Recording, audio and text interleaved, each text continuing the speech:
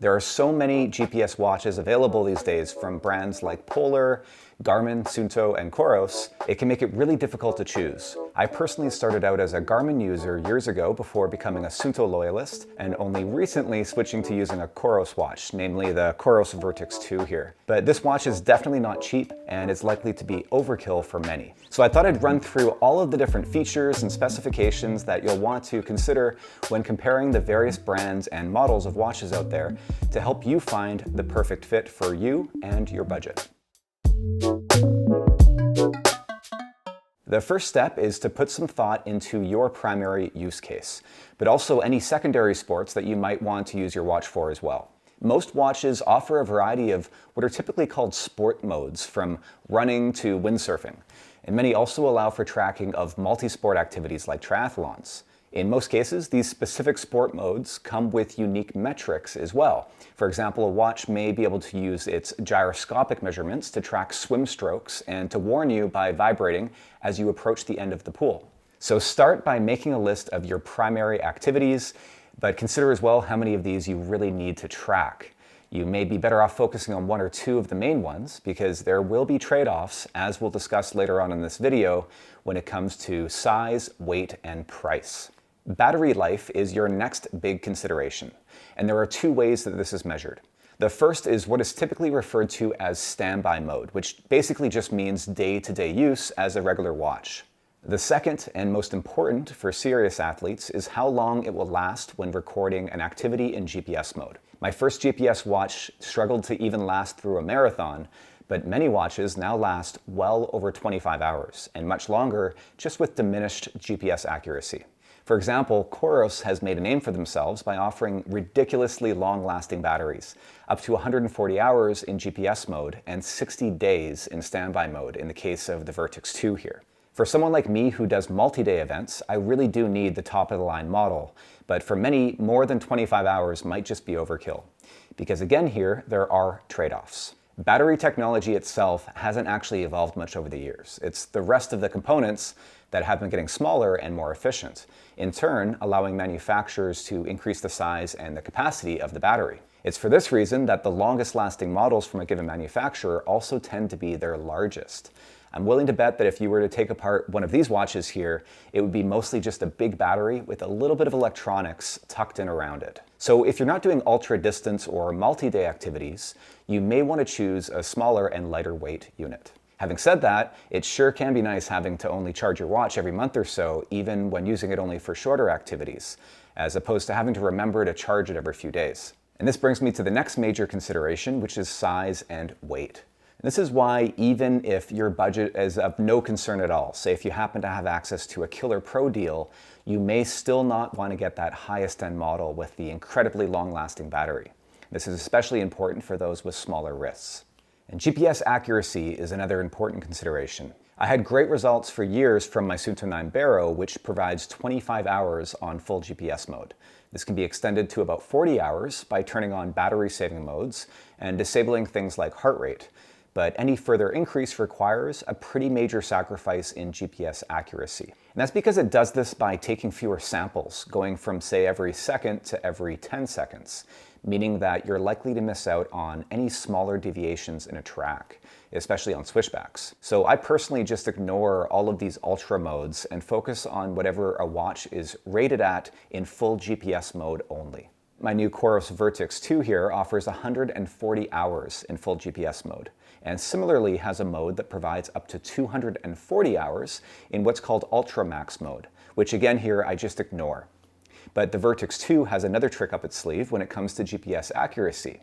It can now connect to all 5 major satellite networks using what's called dual frequency GPS, which apparently can improve GPS accuracy by up to 10 times. But that comes at a cost, because in all systems mode, as it's called, with dual frequency enabled, the Vertix 2 will only provide up to 50 hours of battery life, a huge decrease from the 140 in full GPS without the dual frequency enabled. So it's still great at 50 hours and a worthwhile sacrifice, in my opinion, for this huge increase in accuracy.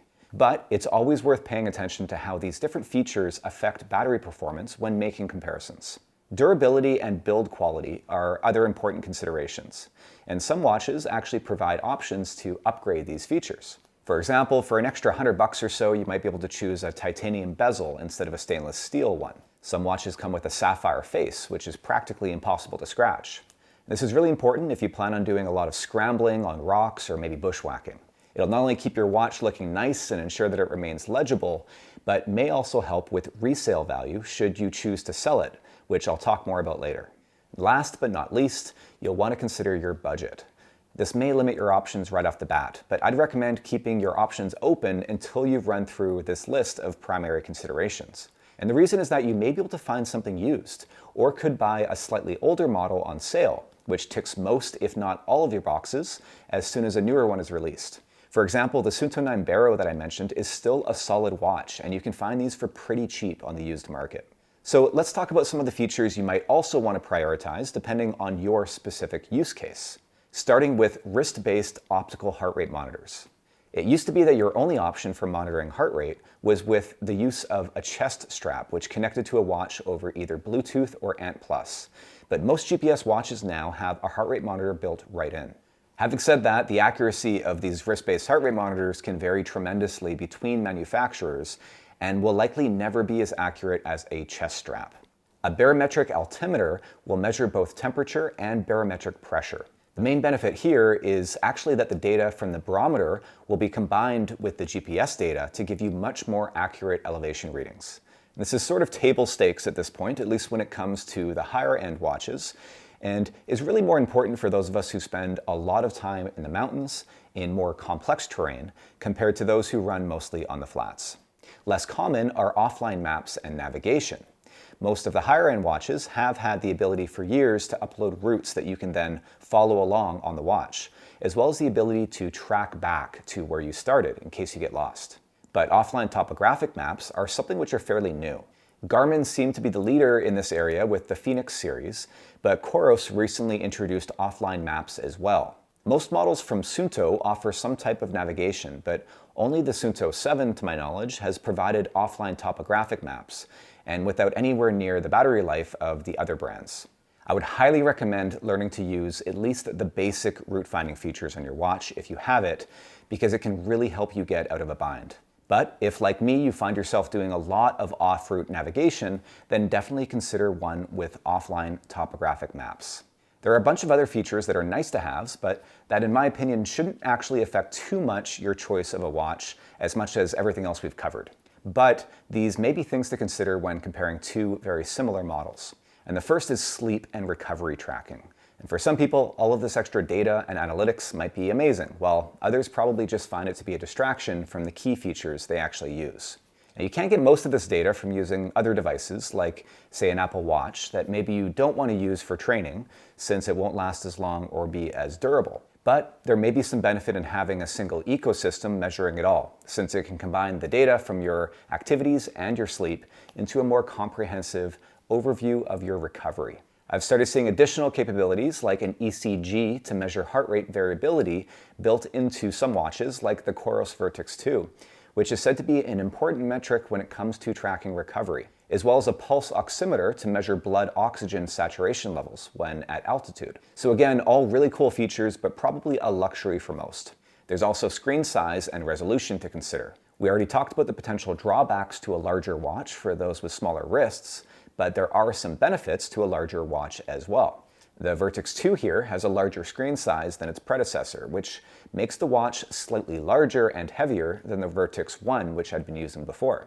Something which I noticed right away and which felt, initially at least, like a drawback. But as I mentioned in my review of the Vertex 2, the increase in screen size and resolution was actually really beneficial when using the topographic maps. So for some, a larger watch and screen might actually be a selling feature. I should note as well that most modern watches tend to be color, but up until a few years ago this was marketed as a selling feature compared to monochromatic displays.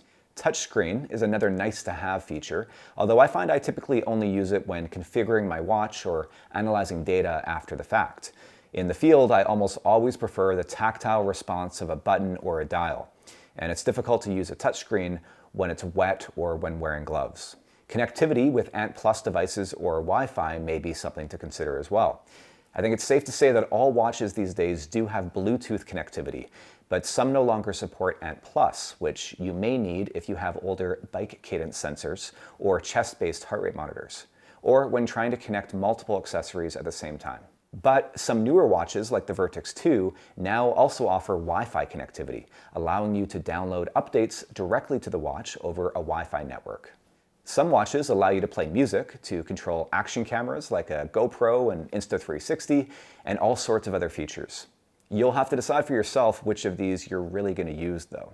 Personally, I don't really use many of them, but it certainly doesn't hurt that they're there in case I change my mind. Then there's the colors and the materials of the strap. You may prefer a neutral color so you can wear your watch to work without it standing out, or the opposite. You may prefer to make a statement with a bold color. Most watches come with an app that's used for creating routes, for updating the firmware on a watch, and for downloading your activities. But increasingly, these also include things like training programs, along with a bunch of detailed analytics and other features. This stuff is really cool, and I love seeing manufacturers attempting to innovate in other areas rather than just the hardware. But keep in mind that you can get a lot of this kind of thing elsewhere by importing your data into a site like Strava or Training Peaks. So we've talked about the most common features that you'll want to consider when evaluating a watch, along with some nice-to-haves. Now, I want to go over a few additional tips and considerations, both when purchasing a GPS watch and when using it, to make sure you get the most from your investment. The first tip is to consider the resale value of any watch when making a purchase. More popular brands and models tend to have better resale value, and watches, in my experience, do tend to hold their resale value quite well. This could mean that it would be a better investment to go with a more popular and slightly more expensive model, knowing that you'll be able to sell it for half or a third of what you paid for it down the road, compared to a cheaper model that you might never be able to unload. I alluded to this earlier as well when it comes to durability, that sometimes investing in a more durable model with a scratch-proof screen and bezel can make it easier to sell it down the road, since the watch is likely to still look as good as new. But don't wait too long to upgrade and sell your watch, as it may be difficult at that point to find a buyer. If you are planning on selling your watch one day, then try to keep all of the original packaging and the instructions, as well as any cables and accessories. Keep your watch up to date with the latest firmware at all times, and sync your watch often. In fact, most manufacturers recommend that you sync your watch right before you leave the house to go for your run to make sure that you have the most recent satellite data. This ensures that your watch will connect more quickly once you're outside. Even the biggest brands don't always nail it with every release. There have been some really good examples of watches from brands like Garmin and Suunto over the years that were maybe released before they were ready for prime time, causing all sorts of issues for users like poor GPS accuracy. These problems are usually fixed with future firmware updates, but if you want something that just works dependably right out of the box, it probably wouldn't hurt to wait until a watch has been out on the market for a while so that the company can get the kinks sorted out, instead of buying the latest and most cutting-edge model as soon as it's released. I think around 6 months is probably a good rule of thumb. And last but not least, spend time to really learn how to use your watch by reading the manual and watching any available online tutorials. I've seen so many people buy an expensive watch but never learn how to use the majority of its features. And it's just such a missed opportunity to get the full value from your watch, because even an entry-level watch these days can do quite a lot. So I hope that was helpful for anyone considering the purchase of a new GPS watch. You definitely don't need to go top of the line, and as I've hopefully illustrated, there can actually be drawbacks in doing so. I'd be curious to hear from you what your experience has been with GPS watches over the years, and if there's anything that you would add to this list of considerations. So tell me in the comments below, and be sure to subscribe for more videos like this.